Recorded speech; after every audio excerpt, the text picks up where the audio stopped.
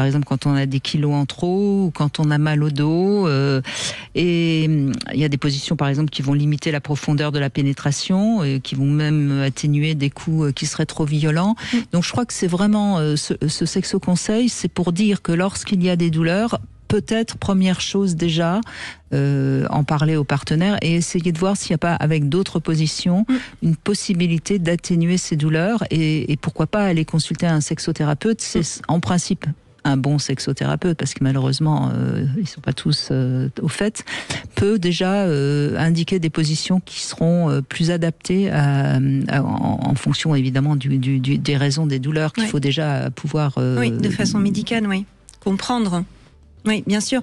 Vous parliez des descentes dans l'utérus, donc des descentes d'organes qui sont le prolapsus, qui n'est absolument pas une pathologie qui arrive passé un certain âge. Hein, ça arrive à des jeunes femmes. Effectivement, il faut avoir une consultation médicale, un suivi important.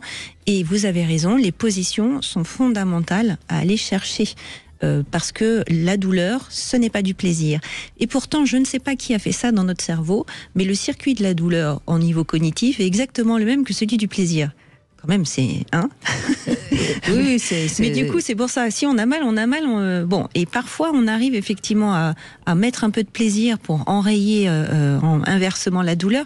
Mais la douleur, à la base, à moins d'avoir vraiment une grande connaissance de son corps, où on arrive à avoir de la douce souffrance, ce genre de choses, ou sur des maladies chroniques, on vit en permanence avec des fonds douloureux.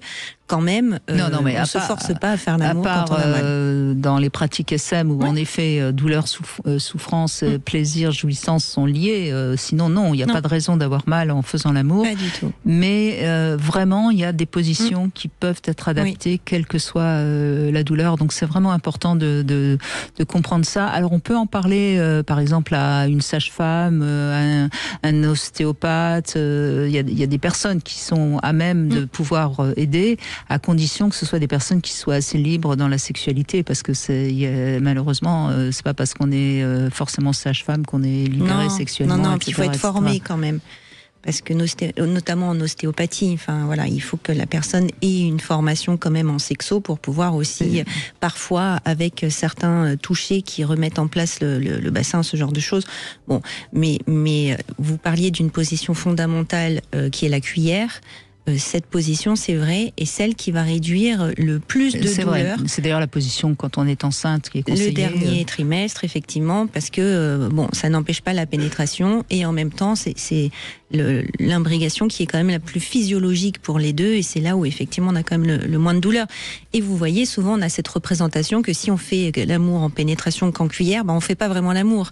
Comme si on avait une vie fantasmatique comme ça où faire l'amour, c'est vraiment de se chevaucher, le missionnaire. Non, c'est tout un tas de positions. Les coussins, c'est primordial quand on a des douleurs. On devrait être chaud à des coussins près du lit, ça c'est sûr. N'est-ce pas ? C'est indispensable, oui. Je suis d'accord. Et s'installer confortablement, c'est quand même la base du relâchement. Hein. Donc oui, nous sommes pour les coussins. N'est-ce pas ? Voilà, on va inventer une marque de coussins extraordinaire qui sera vraiment...